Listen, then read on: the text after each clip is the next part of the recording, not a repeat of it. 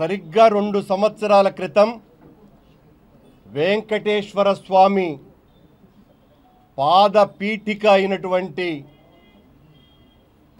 మన పుణ్యస్థలి తిరుపతిలో జరిగినటువంటి ఎన్నికల సభలో సాక్షాత్తు ఈనాటి ప్రధాని నరేంద్ర మోడీ గారు తమ ఎన్నికల మేనిఫెస్టోను చూపుతూ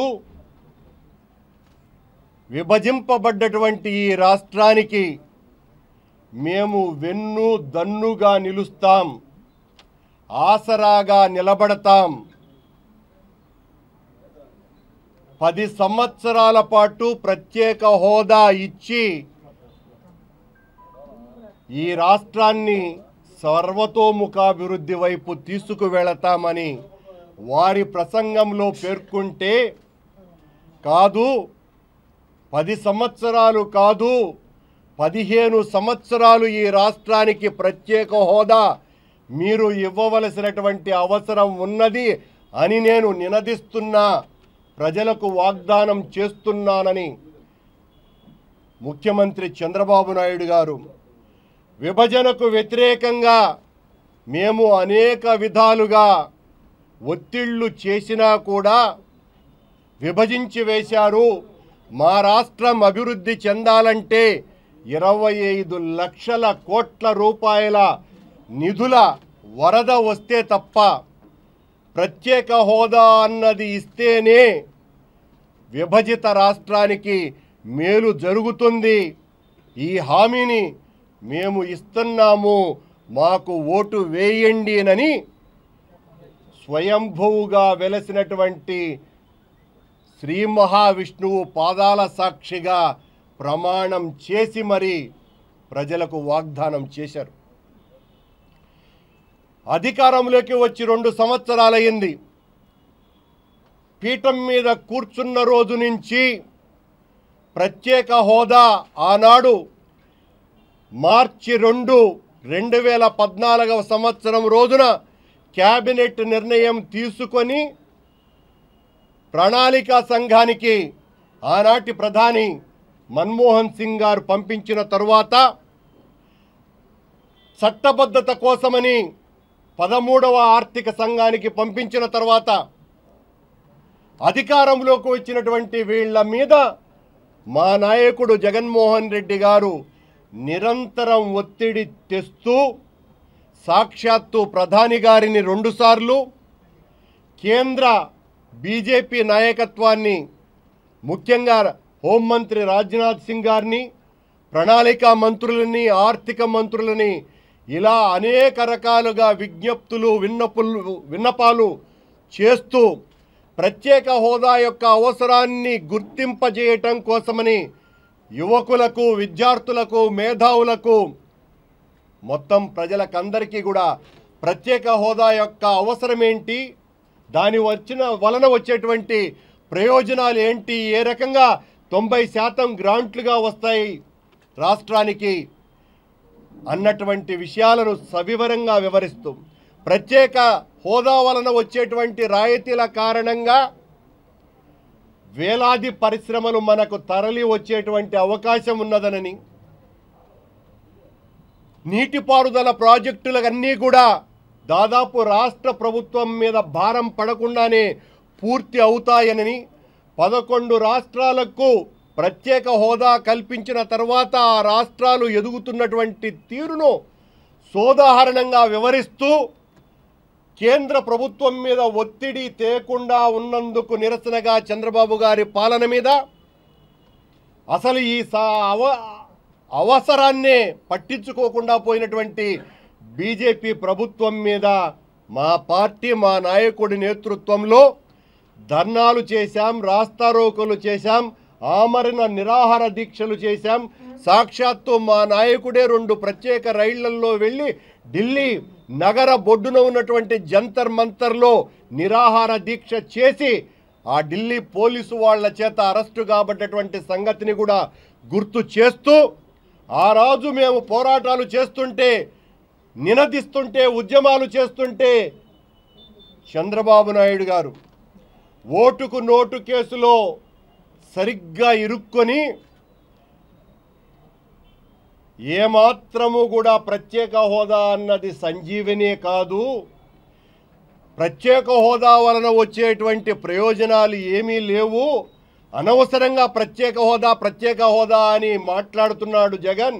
ఏమంట ప్రత్యేక హోదా వల్ల వస్తే ప్రయోజనాలు ఏంటి అని చంద్రబాబు నాయుడు గారు మేము నోరు తెచ్చి ప్రజా ప్రయోజనాలను గురించి మాట్లాడంగానే మా మీద పడి రక్కి జగన్మోహన్ రెడ్డి గారి వ్యక్తిత్వం మీద దాడి తప్ప ప్రత్యేక హోదా యొక్క అవసరం ఏంటి, దాని వలన వచ్చేటువంటి ప్రయోజనాల గురించి మాట్లాడకుండా జగన్ దొంగ, జగన్ నీచుడు, జగన్ జైలుకు పోతాడు ఈ మాటలు చెబుతూ కాలం గడుపుతూ వచ్చారే కానీ తెలుగుదేశం పార్టీకి సంబంధించినటువంటి మంత్రులు, నాయకులు ఒక్కటంటే ఒక్క రోజు కూడా ప్రత్యేక హోదాను గురించి, ఇదేదో మేము కల్పించి చెబుతున్నటువంటి మాటలు కాదు, ఇక్కడ ఉన్నటువంటి పాత్రికేయ మిత్రులకందరికీ కూడా తెలుసును.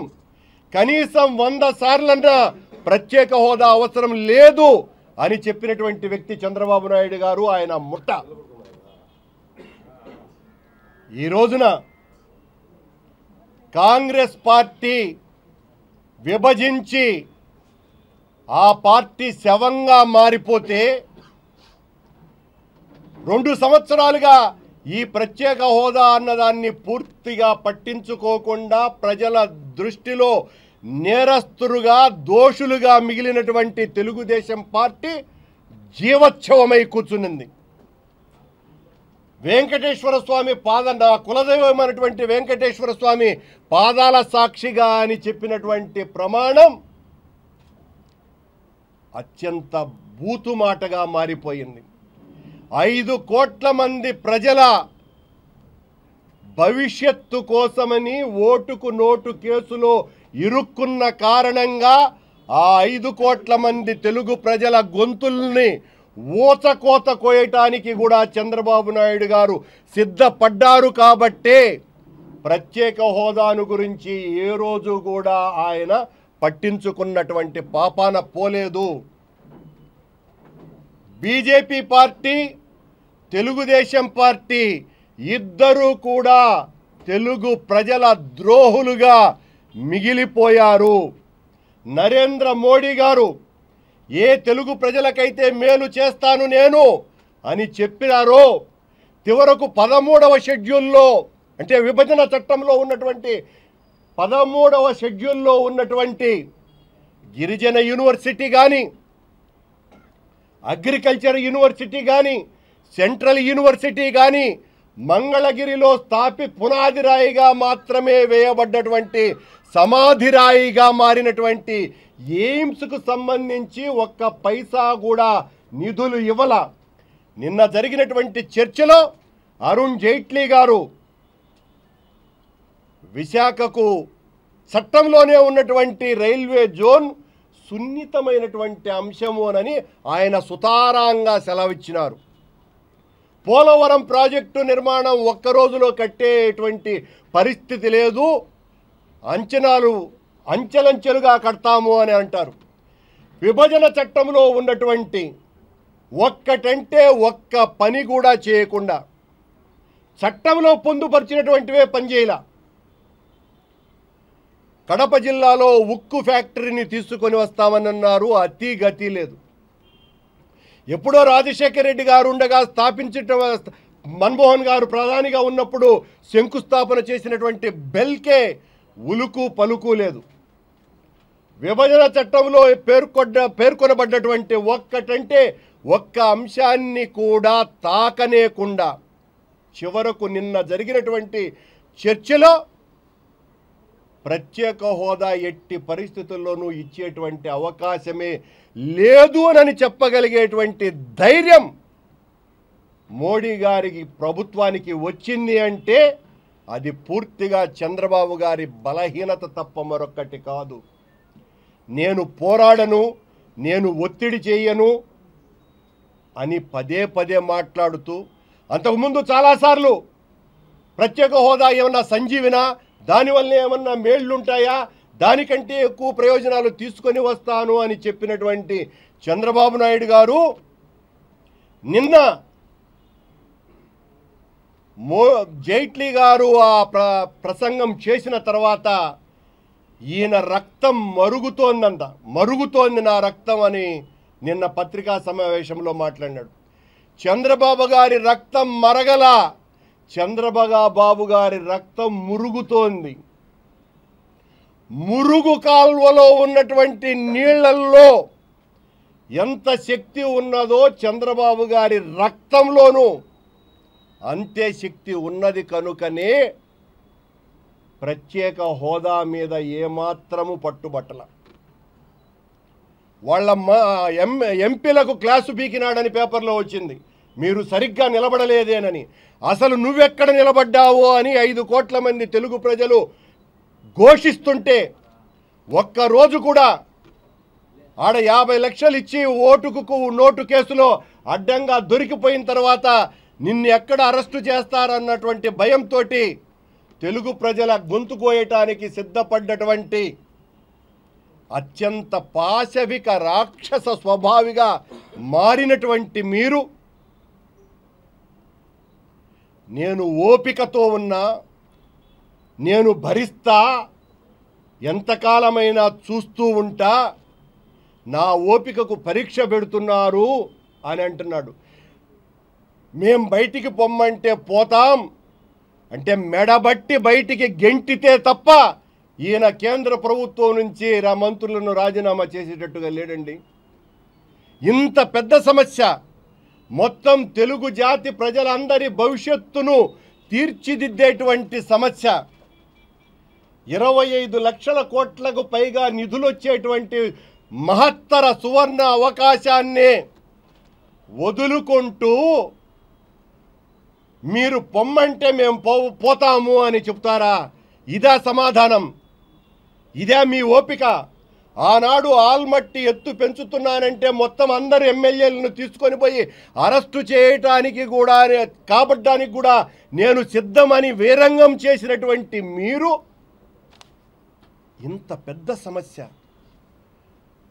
మొత్తం తెలుగు జాతినంతా కూడా ఉడికిస్తున్నటువంటి సమస్య పట్ల స్పందించేటువంటి తీరు ఇదానని అడుగుతున్నాం మేము. ఇంతకంటే దారుణం మరొకటి ఉందా అండి? విభజన చట్టంలో 13వ షెడ్యూల్లో ఉన్నటువంటి ఒక్క అంశాన్ని కూడా పట్టించుకోకుండా ఉంటే మీకు 2 లక్షల కోట్ల నిధులు 14వ ఆర్థిక సంఘం కేటాయించినట్లుగా 42% తెలుగు అన్ని రాష్ట్రాలకు ఇస్తున్నాం కాబట్టి మీకు ప్రత్యేక హోదా కంటే ఎక్కువ సహాయం చేస్తున్నాము అంటే చేష్టలుడిగి మేమింకా కేంద్ర ప్రభుత్వం నుంచి బయటికి రాము అని చెబుతున్నారంటే అని అంటూ మా నాయకుడు ప్రత్యేక హోదా ఇవ్వనందుకు నిరసనగా బంద్కు పిలిపిస్తే 2వ తారీఖున ఏం ప్రయోజనం ఆశించి వైఎస్ఆర్ పార్టీ నాటకం ఆడుతోంది అని విమర్శిస్తారు. 5 కోట్ల మంది తెలుగు ప్రజల భవిష్యత్తు అంధకారం కాకుండా ఉండటం కోసమని తెలుగు ప్రజలకు వెంకటేశ్వర స్వామి పాదాల సాక్షిగా ప్రమాణం చేసి మోసం చేసి అవమానపరిచినటువంటి మీ హీన రాజకీయానికి వ్యతిరేకంగా ప్రత్యేక హోదా యొక్క ఆవశ్యకత ఎంత బలంగా ఉందో, ప్రజలు ఎంత గొప్పగా కోరుకుంటున్నారో తెలియచెప్పటం కోసమనే మేము బంద్కు పిలిపించాం. మీలాగా భారతీయ జనతా పార్టీ ఇంత అడ్డగోలుగా అన్యాయం చేస్తూ ఉంటే కూడా సన్నాయి నొక్కులు నొక్కుతున్నాడేనా? మేము ఇలా చేస్తే ఎలా, మా ప్రాణం ఉడికిపోతుంది, మీరు చేయటం భావ్యమా? చిన్న మామూలు ఎవరో అక్కడ చిన్న రగడ వైఎస్ఆర్ పార్టీ వాళ్ళ మధ్యన జరిగిందిరా అంటే కనీసం 4 రోజులు జైలు వేస్తే తప్ప ఈయనకు తృప్తి పడటంలే చంద్రబాబు గారు. ఎక్కడెక్కడ వైఎస్ఆర్ పార్టీ కార్యకర్తలు దొరుకుతారా, సందు దొరికితే చాలు జైల్లో కుమ్మేద్దామా అనే అంతగా మొత్తం యంత్రాంగాన్నంతా వినియోగిస్తున్నటువంటి చంద్రబాబు నాయుడు గారు మిమ్మల్ని నమ్మి ఓటేసినటువంటి 5 కోట్ల మంది ప్రజల ఉజ్వల భవిష్యత్తు కేవలం ఈ 2 సంవత్సరాలు 5 సంవత్సరాలకు మాత్రమే పరిమితమైనటువంటి సమస్య కాదే ఇది. భావి తరాలన్నీ కూడా ఎంతో గొప్పగా తలుచుకునేటువంటి ఒక సముజ్వలమైనటువంటి గొప్ప అవకాశాన్ని తీసుకోకుండా మోడీ గారు అరెస్టు చేస్తారు అన్న ఒకే ఒక్క భయంతో ప్రత్యేక హోదా పట్ల ఇంత దారుణంగా ప్రవర్తిస్తున్నటువంటి తీరును మేము నిరసిస్తూ 2వ తారీఖున ప్రజల అందరి ఆకాంక్ష కోరిక బలమైనటువంటి కాంక్ష అయినటువంటి ప్రత్యేక హోదా సాధన కోసమని నరేంద్ర మోడీ గారు చంద్రబాబు నాయుడు గారు కలిసి తెలుగు ప్రజలకు చేసినటువంటి విద్రోహానికి నిరసనగా బంద్కు పిలుపివ్వటం జరిగింది. ప్రజలనందరినీ కూడా మేము విజ్ఞప్తి చేస్తున్నాం, ఈ పోరాటంలో భాగస్వాములు కండి. ఇదేదో వైఎస్ఆర్ పార్టీకి సంబంధించినటువంటి స్వవిషయం కానే కాదు, ఇది మొత్తం తెలుగు ప్రజల అందరి బలమైనటువంటి ఆకాంక్ష. ఈ బంద్ అనేటువంటి పిలుపును వేదికగా చేసుకొని మనమందరము పోరాడుదామని, ఈ ద్రోహులిద్దరికీ కూడా గుణపాఠం చెప్పుదామని పాత్రికేయ మిత్రుల ప్రసార మాధ్యమాల ద్వారా అందరికీ చేతులెత్తి విజ్ఞప్తి చేస్తున్నాం.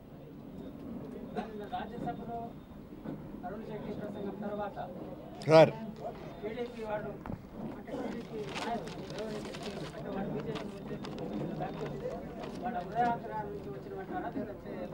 అసలు బీజేపీని వాళ్ళు వ్యతిరేకిస్తే కదా ప్రైవేటు బిల్లును ఉపసంహరించుకుంటే అరుణ్ జైట్లీ గారు ప్రత్యేక హోదా అన్నటువంటి విషయాన్ని ప్రకటిస్తారని 3 రోజుల క్రితమే ఈ సుజనా చౌదరి అనేటువంటి మంత్రి ప్రకటించిన మాట వాస్తవమా కాదా?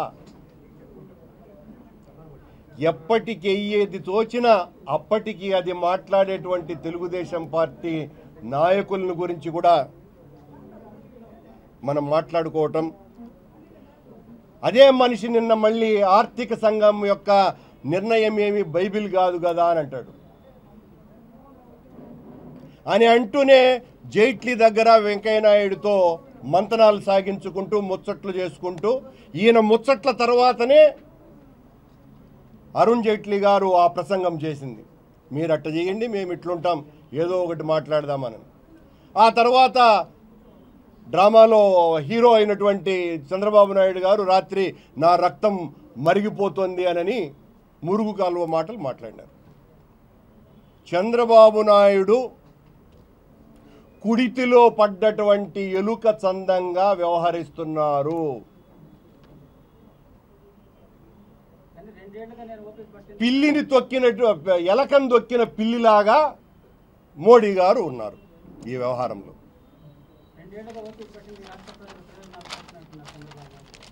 మరి ఎక్కడ ఒక్క ప్రయోజనం? మీరు కూడా ఆ ప్రశ్న వేస్తే నేనేం చెప్పాలి? పాత్రికేయ మిత్రులు కూడా ఇది అందరికీ తెలిసినటువంటి ఒక నగ్న సత్యమే. ఇదేమో మేము పత్రికా సమావేశం పెట్టామంటే వైఎస్ఆర్ పార్టీ పెట్టింది అనేటువంటి కోణంతో కాదు. మేము అవాస్తవం మాట్లాడి ఉంటే మేము ఏ శిక్షకైనా సిద్ధపడే వచ్చినాం ఈ రోజున.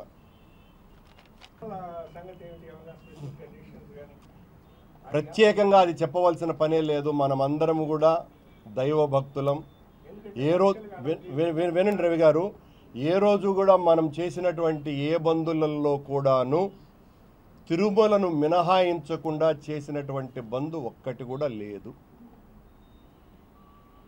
ఇది మినహాయింపు కాదు సార్. ప్రత్యేక హోదా మీద ఉద్యమంలోనే భాగస్వామిగా చాలా రోజులుగా చేస్తున్నామండి మేము.